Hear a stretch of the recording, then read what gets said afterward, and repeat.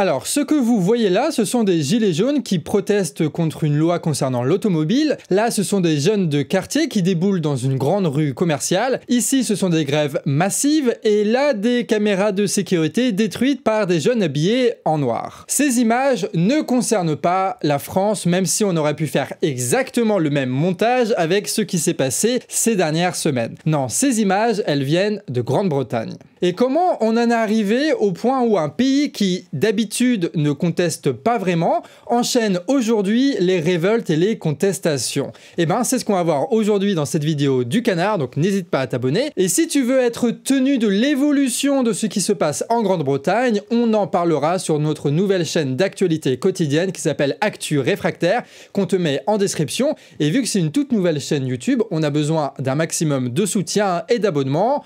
Voilà quoi, on va pouvoir commencer. Et on va commencer donc par le début. L'Angleterre est dans une grave crise économique. Alors, on avait détaillé la situation il y a quelques mois dans une longue vidéo sur le Canard que je vous mets en description. Mais pour faire simple, la Grande-Bretagne est le pays européen qui subit le plus la crise économique, avec l'État gouverné par un libertarien qui s'endette toujours plus sur les marchés financiers. Et pour ce faire, il doit donner des gages de confiance aux financiers en coupant toujours plus dans le budget de l'État sans jamais taxer les grandes entreprises qui fournissent les dividendes à ce même marché financier.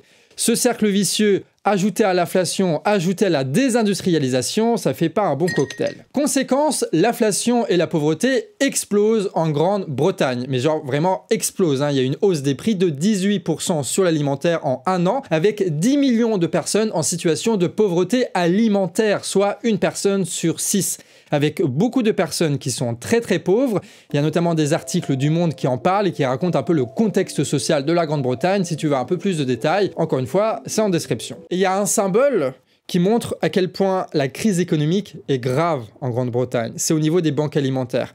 Avant, il y a 10 ans, tu en avais moins d'une centaine dans le pays. Parce qu'en fait, tu n'avais pas tant de pauvres que ça et que les gens arrivaient à peu près à manger, tu vois. Aujourd'hui, tu en as plus de 2000 banques alimentaires. Pour vous dire, il y a plus de banques alimentaires en Grande-Bretagne qu'il y a de McDo. Ouais, pour vous dire. En plus de ça, tu as une étude qui montre que la moitié des pauvres et la moitié des Londoniens aussi sont dans une précarité du logement. Bref, la crise économique, elle est extrêmement violente en Grande-Bretagne pour une grande partie de la population britannique. Et là, tu as la Banque d'Angleterre, et je rigole pas, hein, ils ont vraiment dit ça, ils ont dit qu'il faut que les Britanniques ils s'habituent à être pauvres. Et il faut surtout pas qu'il y ait d'augmentation de salaire. Il faut qu'on accepte finalement de ne plus manger, de crouler sur les dettes, de ne plus pouvoir payer son loyer, parce que tu comprends, le prix du gaz, le contexte économique, la géopolitique, voilà, tout l'augmentation des prix, c'est normal, c'est la nouvelle situation, on n'y peut rien. Sauf que ce gars-là qui est payé plusieurs milliers d'euros par mois pour faire des analyses économiques, il oublie quelques petits chiffres. Par exemple, la BP, qui est une des plus grandes entreprises pétrolières britanniques, a réalisé plus de 10 milliards de profits l'année dernière sur l'augmentation des prix du pétrole et continue aujourd'hui d'augmenter ses dividendes et ses rachats d'actions. Shell, eux, c'est 40 milliards de bénéfices en 2022, un record historique. Ils ont versé 26 milliards de dividendes et 16 milliards de rachats d'actions. Et pour 2023, ils vont augmenter ça de 15% en ajoutant là aussi des rachats d'actions. Et pour ceux qui ne savent pas, le rachat d'actions, très rapidement, ça permet d'enrichir encore plus les actionnaires. C'est un peu comme les dividendes en vrai. La Grande-Bretagne est le pays qui a versé le plus de dividendes en Europe en 2022. 94 milliards de livres. Si on convertit ça en dollars, c'est 120 milliards de dollars de dividendes, sans compter les rachats d'actions pour une seule année. Et les dirigeants de ces énormes entreprises ont vu leur salaire augmenter de 23% sur une année. 23%. Et donc là, évidemment, tout le monde se rend compte en Grande-Bretagne qu'il y a un problème dans le système. Ce n'est pas normal que ça se passe comme ça. Que tu as d'un côté toujours plus de pauvres qui sont toujours plus nombreux, et de l'autre, les mêmes énormes entreprises monopolistiques qui s'arrangent pour maintenir les prix hauts, pour accumuler les profits records, les rachats d'actions records, les dividendes records et les salaires pour les patrons records. Il faut donc être aveugle pour ne pas voir là-dedans une corrélation. Notre pauvreté, c'est leur profit. Ce n'est pas une inflation, c'est un vol en bande organisé par les pires cols blancs de notre société. Et on devrait se tenir sage pendant que ces types-là nous pillent. Non, ça ne se passera pas comme ça. Ni en France, ni en Grande-Bretagne. Face à ce racket, il y a plein de réactions. Et la première d'entre elles, c'est les grèves. Avec le secteur public notamment qui a perdu 10% de ses revenus avec l'inflation et qui a des conditions de travail qui empirent depuis des années. Tu as alors le secteur de la santé et le secteur du rail particulièrement qui se sont mis en grève ces dernières semaines pour une augmentation des salaires et ça a donné de sacrées images. Au total, 4 millions de jours de grève cumulés dans tout le secteur public ces dernières semaines. Au final, il y a eu de nombreuses augmentations salariales et on va les dire parce que ça fait quand même plaisir de voir ça. Les profs, plus 6,5%, les médecins, plus 9% et même 17,5% pour les médecins en Écosse, 5% pour les infirmières, entre 15 et 17% d'augmentation pour les travailleurs de la sécurité aérienne et 11% pour les chauffeurs de bus. Le mouvement est tellement suivi et tellement fort d'ailleurs, engageant une telle proportion de la population qu'il y a des concessions salariales qui sont faites juste avec des simples préavis de grève, donc avant que la grève démarre. Sachant qu'il y a plein d'autres raisons aussi qui s'empilent pour contester, comme par exemple dans le transport, genre dans le métro à Londres, où il y a des modifications dans leur système de retraite, des plans de licenciement et une modification des conditions de travail. Par contre, ce sont des grèves qui restent corporatistes, c'est-à-dire qui revendiquent et obtiennent des augmentations de salaire dans leur entreprise, ce qui est super pour eux, c'est très cool d'avoir des augmentations de salaire dans son entreprise, mais rares sont les augmentations qui compensent en réalité l'inflation, 18% je vous le rappelle. Beaucoup d'entreprises dans le secteur n'ont pas d'augmentation de salaire parce qu'ils n'ont pas fait grève, et du coup, ça règle pas le problème de fond de l'injustice en réalité. Et on va pas rentrer dans les détails, je vous mets les sources en description, mais il y a de nombreux bureaux syndicaux qui ont simplement signé des accords sous l'inflation, alors que tu avais des mouvements de grève qui étaient très bien organisés et qui tenaient bon, qui étaient énormes. Je pense notamment aux infirmières, ou pire dans les télécoms, qui ont obtenu une augmentation de 3-4% pour la plupart des salariés, ce qui est rien en réalité. Donc tu as une forme là aussi de trahison de certains syndicats. C'est donc le plus grand mouvement de grève depuis les années 80 en Grande-Bretagne, mais le problème n'est toujours pas réglé. Et vu qu'on va pas se laisser mourir de faim pour le petit plaisir des financiers, il faut qu'on trouve d'autres solutions, d'autres moyens d'agir, et c'est exactement ce que vont trouver les Britanniques. Déjà avec la grève des factures électriques, le Don't Pay UK. L'idée, s'organiser entre nous pour ne plus payer ensemble ces factures d'énergie pour contraindre l'État et les grandes entreprises énergétiques qui se font des milliards de profits. Les forcer à redistribuer le pognon. Parce que quand tu es seul face à une facture, c'est l'entreprise qui te piège. Quand l'entreprise est face à des centaines de milliers de personnes qui refusent de payer en même temps pour des raisons politiques leurs factures, c'est les grandes entreprises et l'État qui ont un vrai problème. À la différence des grèves organisées à travers les syndicats, ce mouvement est largement organisé par des citoyens sur Internet, comme c'est souvent le cas à notre époque lorsqu'il s'agit de contester le pouvoir. Mais très récemment, il y a eu de nouveaux mouvements avec des moyens d'action un peu différents. Comme vous le savez, l'inflation, ça touche tout le monde, mais particulièrement les plus pauvres, parce que en réalité, c'est les plus pauvres qui dépensent le plus dans l'alimentaire et qui peuvent le moins vendre des actions ou augmenter leur salaire ou prendre dans leur épargne pour compenser les effets de l'inflation. Donc ça touche tout le monde, mais particulièrement les plus pauvres. Et donc forcément, ça touche la vie d'énormément de personnes. Et donc, il faut qu'on en parle pour qu'on trouve des solutions. Et la plus grande place publique, enfin l'une des plus grandes en tout cas en Angleterre, c'est TikTok. Donc, tu as des contenus qui deviennent viraux. Ça démarre par exemple avec des vidéos de chefs qui montrent comment économiser de la nourriture avec des recettes ou des cantines collectives. Puis certains prennent la parole sur ces mêmes réseaux sociaux pour parler de leur vie, pour dénoncer la pauvreté et leurs vidéos dans ce contexte d'appauvrissement, de vol et d'inégalité extrême, ces vidéos sont partagées massivement. Et là, il y a un premier appel aux révoltes qui viennent de TikTok et qui sont aussi partagées massivement sur Snapchat. Comme c'est étrange, ça me rappelle quelque chose. À partir de là, de la même façon qu'en France, les jeunes s'organisent en plein de petits groupes, sortent en ville, pillent les magasins et se confrontent avec la police. Se rajoute à ça le problème du racisme, vu que la population des banlieues, c'est l'ex-prolétariat pas cher issu de l'immigration qu'on a importé pour faire taffer dans les usines et faire baisser les coûts de production pour augmenter les profits de l'époque, tu vois. Des usines qui sont aujourd'hui délocalisées. On se retrouve alors avec des ghettos de noirs, sans taf, très pauvre, avec des confrontations avec la police permanente et avec le racisme en permanence, même si, évidemment, le niveau de racisme et de violence n'est pas aussi élevé qu'en France. Et vu que les Britanniques qui habitent en banlieue ne décident pas du taux d'imposition des multinationales, eh ben il faut faire autre chose pour que les choses bougent. Leur slogan c'est quoi? C'est crime ou survie, ou encore on a été happé par le crime, mais le plus grand escroc c'est les prix. Et comme en France, puisqu'il n'y a aucun relais médiatique aux politiques, on trouve très peu de traces de ce mouvement au-delà des réseaux sociaux, au-delà de TikTok. À part l'indignation des costards cravates sur les plateaux télé, et ben en fait on retrouve presque rien. La presse britannique, elle te pond 14 articles par minute sur l'évolution des actions, des investissements du marché financier, mais presque aucun article sur les mouvements sociaux.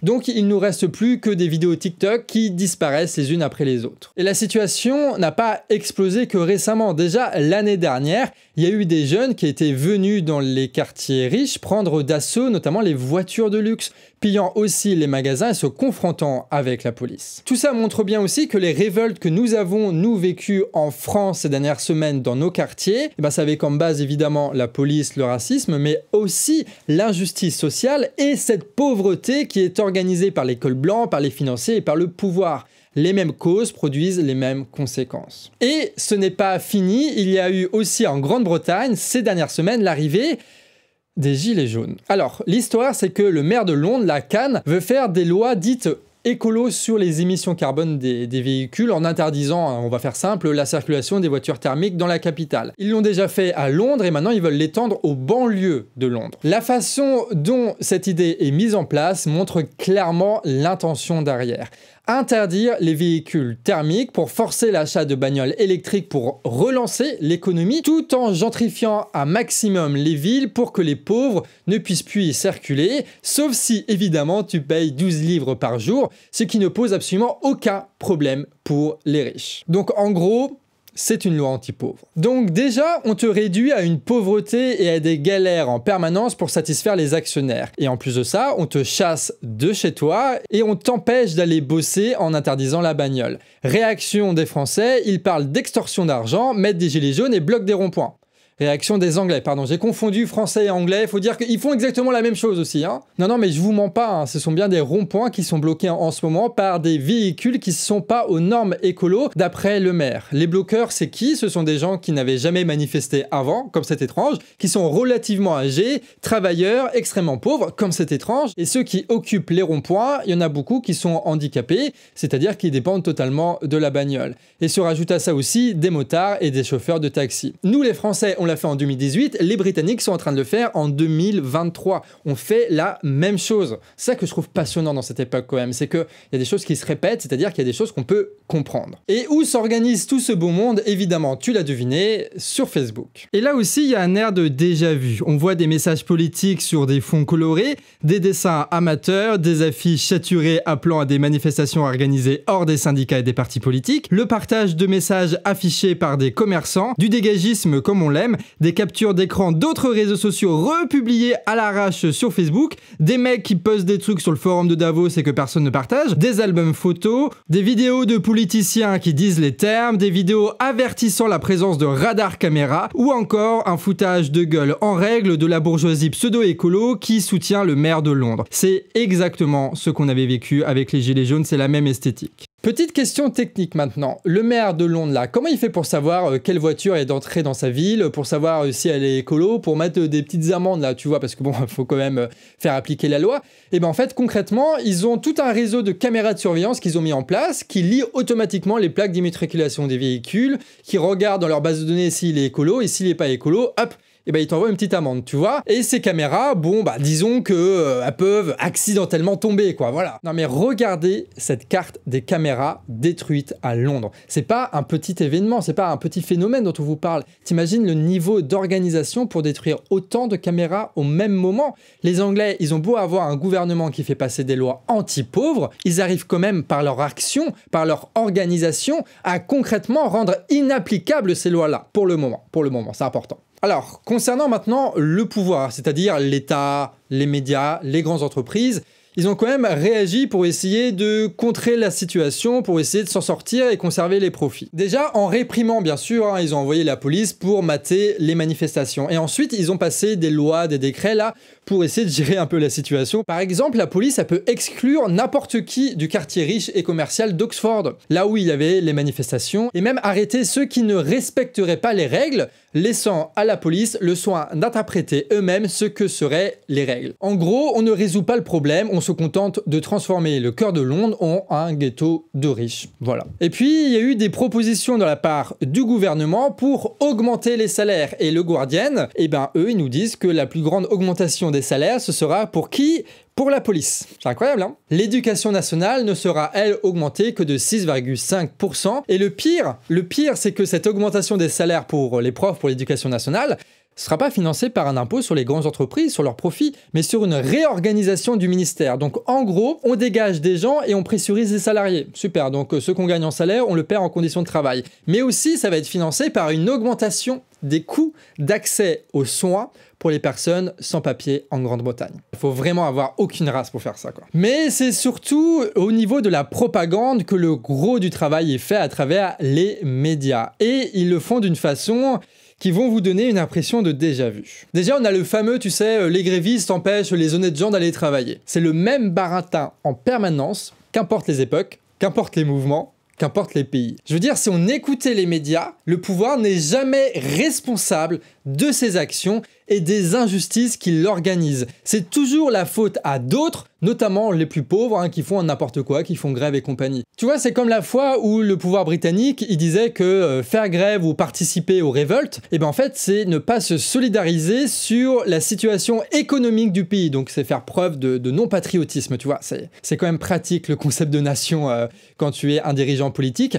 Je veux dire, les gars, ils provoquent des crises et après ils se drapent du drapeau national pour qu'on leur reproche rien du tout en fait. Tout ça pour faire croire que ceux qui sont la cause du problème, c'est-à-dire nos gouvernants, seraient la solution aux crises qu'ils ont provoquées. Et la solution, c'est quoi pour eux? C'est encore plus de lois inégalitaires et encore plus de répression. Alors que c'est jamais l'enjeu de la nation qui se pose comme ça de façon un peu abstraite, tu vois, dans cette histoire. C'est juste qu'il y a un peuple qui est appauvri et qui lutte contre un pouvoir qui est au service des riches. C'est simple, c'est factuel. C'est de la lutte des classes, sauf que évidemment, ils vont jamais l'admettre, parce que ce serait admettre qu'ils ont choisi un camp, évidemment. Ou alors, ils vont déplacer le problème. On a lu que le pouvoir disait, par exemple, que des milliers de Londoniens pourraient mourir de pollution de l'air et rendre inapplicable la loi, c'est comme tuer ces gens-là, en fait. Et vu que ces gars-là, ils ont honte de rien, eh ben, ils vont encore plus loin. Tu sais, le premier ministre libertarien britannique, il est d'origine indienne. Donc, ils disent quoi, les bourges? Ils disent que ceux qui les contestent sont des racistes. Voilà, des racistes anti-indiens. Je te jure qu'ils disent ça. Ce à quoi les Britanniques ont très justement répondu, évidemment qu'on n'est pas d'extrême droite, tu vois, c'est le même coup qu'avec les Gilets jaunes, évidemment que c'est pas un problème de racisme ou je sais pas quoi. C'est juste que, en fait, on n'est pas d'accord avec le Premier ministre, on n'est pas d'accord avec le gouvernement. Donc, arrêtez de vous défiler et assumez votre politique, assumez votre bilan. Moi, ce qui me frappe dans ce qui se passe en Grande-Bretagne, c'est la similitude avec la France. Il y a une même situation économique, énorme inflation qui touche les plus pauvres, avec l'incapacité pour nous de trouver des solutions, des actionnaires qui se goinfrent de profits records, avec un gouvernement qui ne prend pas l'argent où il est et qui raquette toujours plus la population avec des coupes budgétaires, une répression policière et une surveillance de masse. Et deuxièmement, notre réponse face à ces problèmes-là sont les mêmes. On organise des actions de désobéissance inédites, des mouvements syndicaux inédits et des révoltes inédites. Et c'est pas nous qui décidons d'agir de la même façon parce qu'on se serait concerté ou je ne sais quoi. C'est la situation qui fait qu'on agit de la même façon. Alors que la culture politique en France, elle est très différente qu'en Angleterre. Elle est vraiment très différente. Et pourtant, aujourd'hui, on fait face à la même réalité. On est en train de créer une culture politique commune. Et ça, c'est quand même un sacré événement. Nous ne sommes pas seuls.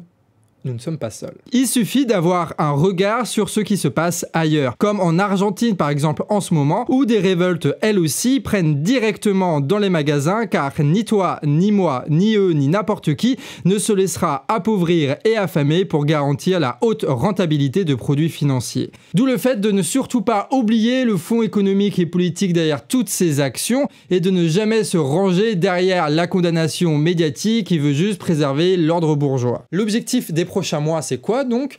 Faire que les révoltes s'organisent mieux, durent dans le temps et parviennent à aller au-delà même qu'une simple augmentation des salaires. Alors elles sont vitales ces augmentations de salaire, mais comme on l'a vu, ça ne suffit pas, et que tant qu'on n'est pas capable de s'organiser pour prendre le pouvoir, eh ben le gouvernement trouvera toujours une solution, tu sais, comme le gouvernement britannique avec ses fausses augmentations de salaire basées sur la destruction des conditions de travail, sur le racket des plus pauvres d'entre nous. Il faut donc aller plus loin avec, je vais balancer des idées un peu en l'air, mais pour que vous puissiez comprendre un petit peu où est-ce qu'on peut aller, on peut aller vers la nationalisation et la réquisition des grandes entreprises, des banques et des fonds de pension. On peut aller vers un vrai contrôle des capitaux pour qu'ils financent l'économie réelle et pas des bulles spéculatives qui vont exploser dans pas longtemps. Des impôts forts pour les plus riches et un contrôle total des marges des entreprises en temps de crise. De quoi remettre de la thune dans l'État, être indépendant des marchés financiers et investir dans une société plus sobre, moins oppressante, où il y aurait beaucoup plus d'égalité et du travail pour tous. Et évidemment, cette révolution-là, ni nous ni les Britanniques ne sont capables de la faire. Et du coup, c'est notre travail de rendre ça possible, de transformer suffisamment cette société pour que cette révolution soit possible, parce qu'on en a besoin en fait, parce que la situation ne va pas s'arranger d'elle-même. Chaque injustice et chaque révolte est et sera une occasion d'avancer vers là. Et à mon avis, on risque d'avoir beaucoup d'occasions pour faire avancer ce schmilblick. Et un des premiers pas pour faire avancer ce schmilblick, c'est partager ce genre de vidéos qui permettent d'avoir des analyses de mouvements sociaux dont les grands médias ne parlent pas. Donc si tu as des réseaux sociaux, des listes de mails, des amis, n'hésite pas à partager cette vidéo. Et on refait de la pub pour notre nouvelle chaîne YouTube pour ce défi qu'on se lance au Canard Réfractaire, celle d'animer quotidiennement une chaîne critique d'actualité qui va vous permettre tous les jours en 10 minutes d'être au courant de tout ce qui se passe. Et donc on parlera de tous les mouvements sociaux qu'il y a dans le monde et notamment la suite de ce mouvement en Grande-Bretagne. En août, on va faire 2-3 petites vidéos ici et là, et à partir de septembre, c'est la quotidienne qui démarre. Donc si tu veux nous aider, va sur cette chaîne YouTube, abonne-toi, on en a vraiment besoin en ce moment. Sur ce, amis réfractaires, à la prochaine, voilà, tout simplement, à la prochaine.